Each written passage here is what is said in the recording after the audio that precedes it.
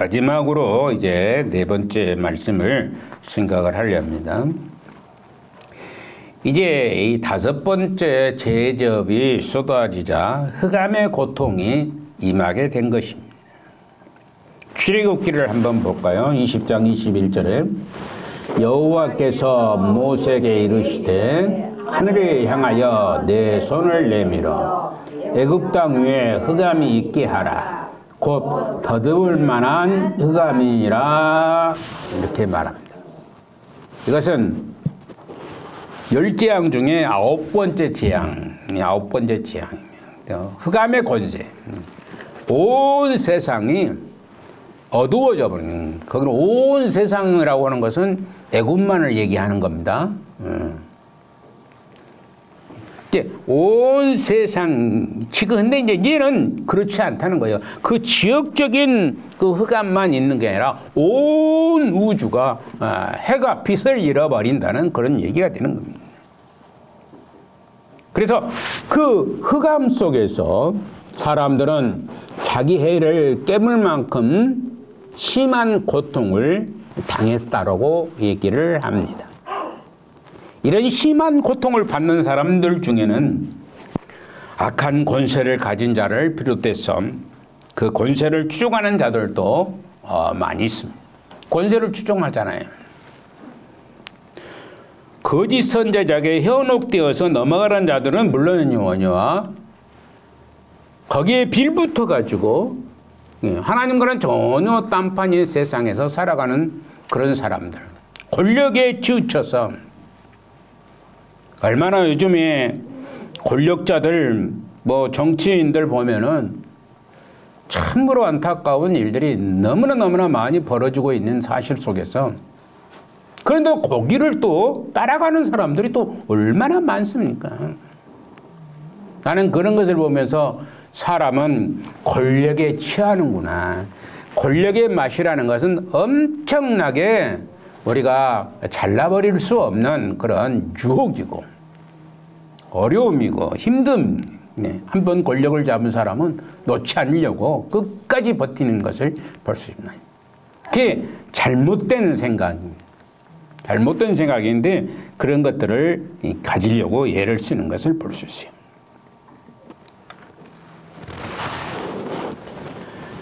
즉 악한 권세의 통치에 침묵을 지키고 항거하지 않는 사람도 또 심판을 받는다는 것을 말합니다. 이 악한 정치에 항거를 하지 않아요. 거기에 따라가는 거예요. 침묵을 하는 겁니다. 나는 목사님들 중에서도 그런 사람이 엄청나게 많다는 것을 보면서 저 양반들은 왜 옛날에는 저렇게 참으로 현명하게 말씀을 증거하면서 나이가 들 뒤에는 저런 모습을 하고 있을까? 참으로 답답한, 나도 저렇게 될 것인가? 라는 생각을. 그런 생각이 드네요. 참, 나는 정신을 차려야 되겠다. 은퇴하고 나서 오라고, 돈 준다고 오라고 하면 대부분 가거든요. 그래, 안 그래요? 아무리 하나님 잘 믿는다고 해서도 돈이 부르면은 갑니다. 그게 문제라는 것이죠. 돈이 부르는데 안 갈 사람이 얼마나 되겠느냐는 것입니다. 여러분들 여기 앉아 있어도 돈이 여러분들을 불러요. 내 마음에 흡족할 만큼 돈을 준다 그러면 여러분들은 갑니다. 100이면 100 거의가 다 그렇습니다. 그걸 생각을 많이 해야 돼요.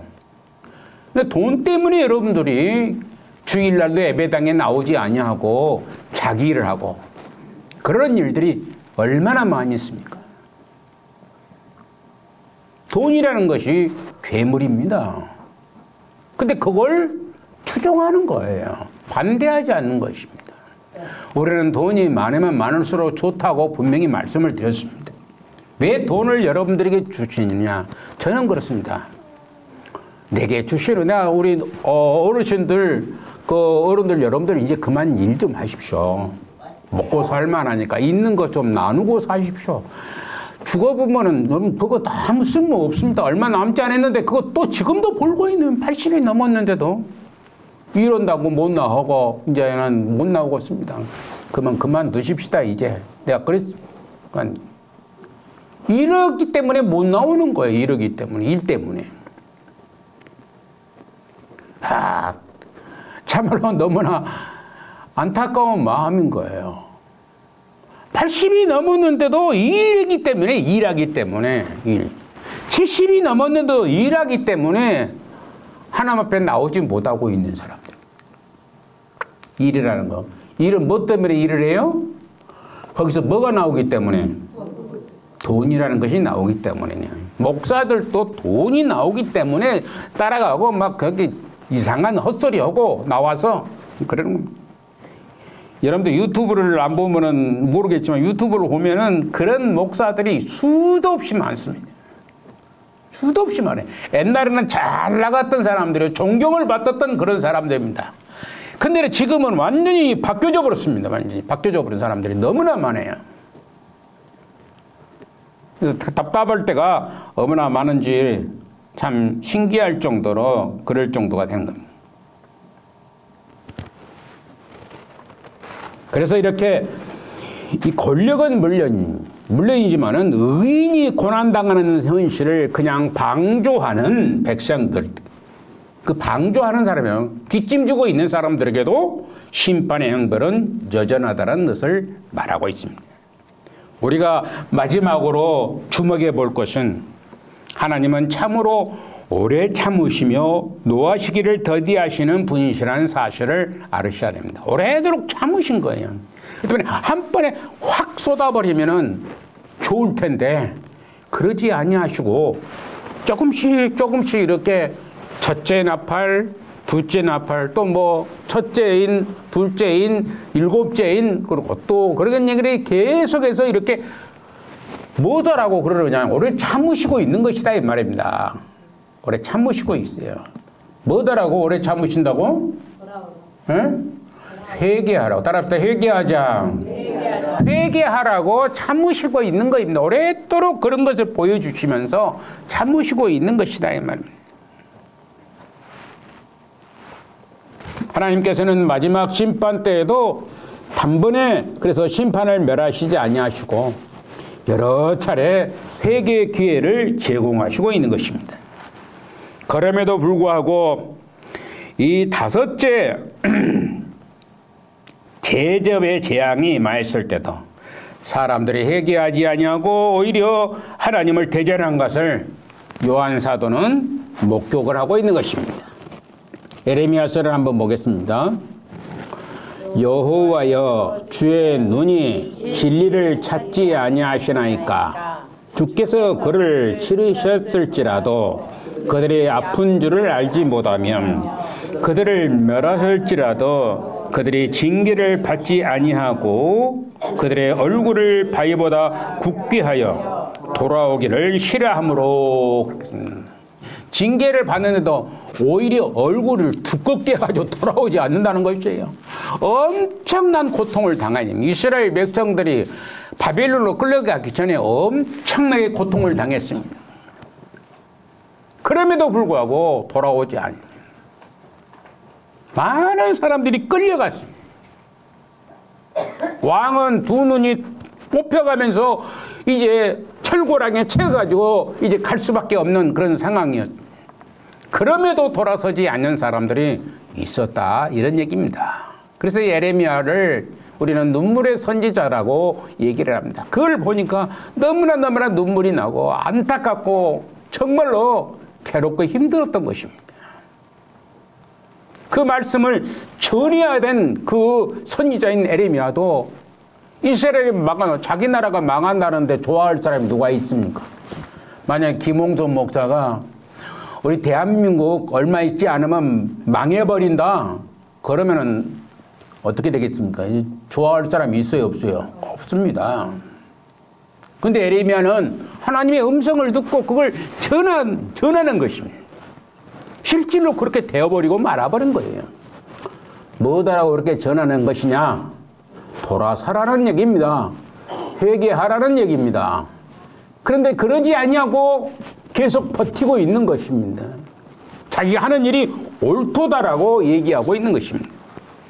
그들은 이미 마음이 완악하여 징계를 받아도 돌아오지 않는다라고, 돌아오기 싫다라고 얘기하는 겁니다.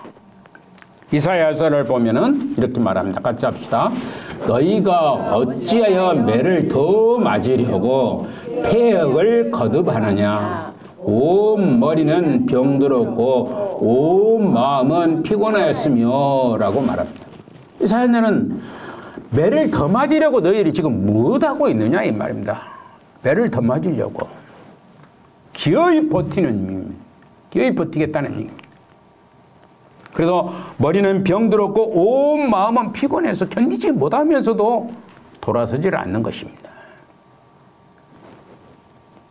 이 다섯째 흑암의 재앙에서 자기 혀를 껴물 만큼 심한 고통이 있어도 회개하지 않는 사람들의 완악함을 이렇게 보여주고 있습니다. 그러나 하나님은 오늘도 심판을 유보하며 죄인들이 회개하기를 학수고대하시고 계시는 것을 보게 됩니다. 하지만 저들이 끝끝내 이와 같은 하나님의 깊은 사랑을 거절하고 죄악에서 돌이키지 않는다면 그들은 구원을 받을 수가 없게 되는 것입니다. 여러분들이 그렇기 때문에 이런 자들을, 여러분들이 품에 안고 살아간다는 것도 한번 깊이 반성하고 회개하고 강하게 이사야처럼 에레미야처럼 하나님 말씀을 증거할 수 있는 그런 사람이 돼야 되는 것입니다. 회개하기를 기다리는 하나님의 그 따사로운 그 마음을 우리가 안다면, 그럼에도 불구하고 회개하지 아니할까 하면은 이거 문제가 심각해지는 것을 보게 되는 것입니다. 한 가지 얘기를 하고 마치려고 합니다. 어느 어여쁜 17살에 실질적으로 있었던 얘기입니다. 소녀가 중병에 들어서 병원에 입원을 했었습니다.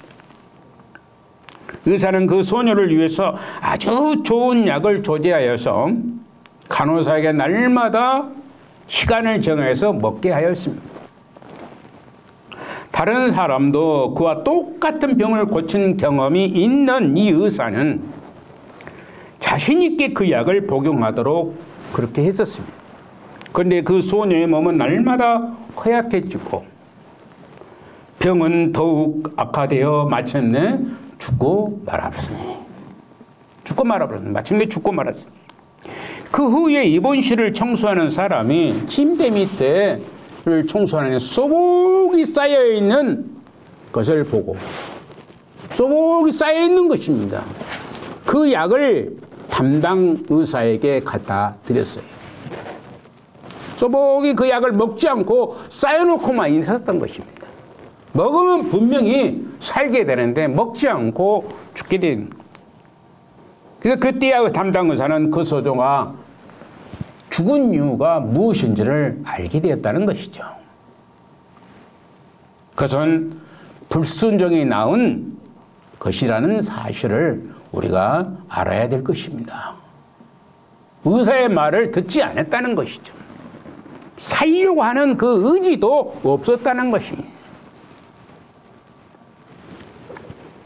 아무리 좋은 약이라도 어쩝니까? 입에 넣어야 약이 되고, 부뚜막에 소금이 아무리 있을지라도 어쩌습니까? 소금을 집어넣어야 짠 것처럼. 우리가 그렇습니다. 여러분들 그러지 않으세요? 아무리 옆에 많이 있을지라도, 아무리 돈이 많아더라도 그걸 쓰지 않으면 아무 가치 없는 것입니다. 아무리 소금이 이 붓두방에 있을지라도 넣지 않으면 맛이 나지 않습니다. 여러분들 아무리 좋은 것 막 집어넣어도 소금 안 집어넣으면 맛없네 그럽니다. 맛이 없는 거예요. 이 소금을 집어내야 합니다. 그래서 아무리 훌륭한 말씀도 받아들이지 아니하면 아무런 유익이 될 수가 없습니다. 아무리 훌륭한 말씀이라도 받아들이지 않으면 유익이 되지 않습니다. 한 귀로 듣고 한 귀로 흘러버리면은 아무 소용이 없다는 것입니다. 마지막 때가 우리 곁에 다가오고 있습니다. 심판의 날이 곧 가까이 다가오고 있습니다. 사실 그렇습니다. 얼마나 살기가 팍팍하고 어려운 시대 속에서 오늘날 우리가 살아가고 있는 것입니다. 과학은 발달되었을지라도 우리 몸은 좋은 약으로 더 오래 산다고 할지라도 얼마나 사람의 마음이 피폐하여 있는지 우리는 잘 압니다. 이웃 사촌이 아니라 이웃이 온수가 되는 시대 속에서 살아가고 있는 것이 오늘 이 시대의 사람입니다. 우리가 이 시대를 슬기롭게 잘 살 수 있는 하나님의 마음을 닮은 자, 하나님의 형상으로 창조된 우리, 하나님의 형상대로 창조되었으니까 그 하나님의 형상대로 창조된 그 창조에 그런데 회개란 거 그겁니다. 죄 용서함을 받았다는 건 그겁니다.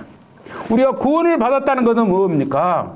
바로 모든 우리의 죄가 씻어졌다는 얘기가 되는 겁니다.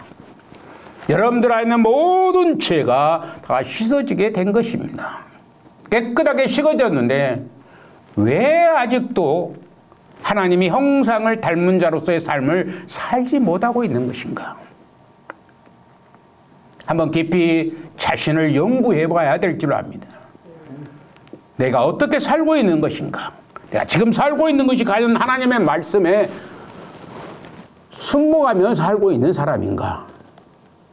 어떤 어린 소녀가 의사가 약을 먹으라고 했는데 먹지 않냐고 침상 밑에다 수북이 쌓아놓고 있는 자와 같은 내가 삶을 살고 있는가? 결국은 죽을 수밖에 없는 자가 될 수 있습니다. 우리 모두는 하나님의 말씀을 받아들이고 하나님의 말씀을 믿고 순종하여서 예수님, 우리 주님께 영광을 돌리고 이웃에게 듣든지 듣지 않든지 우리가 전해야 될 것은 듣든지 듣지 않든지입니다. 우리가 해야 될 일을 해야 되는 겁니다. 나는 어제 식사를 한 주방 앞에 계산하는 유명한 뚱뚱한 사람한테도 한 서너 번 갔어요, 거기를. 그분한테 주인이 바뀌었습니다. 예, 바뀌었다고 그랬대. 그래서 어제 교회 생활을 하시나요? 그러니 나 불교인데요. 그랬더니 불교 가지 마시고 하나님 믿으시고 우리 천국 갑시다. 예수님 안에서 살아야 됩니다. 그러고는 나왔어요. 그 양반이 웃더라고. 또 그 다음에도 가서 또 그 얘기를 또 했어요. 그랬더니 웃는 거예요. 만나면 얘기해요. 만나면 얘기하고 하여튼 간에 그 사람이 듣든지 말든지 나는 해야 될 것을 해야 된다는 것입니다. 내가 일로 수도하는 분 있죠?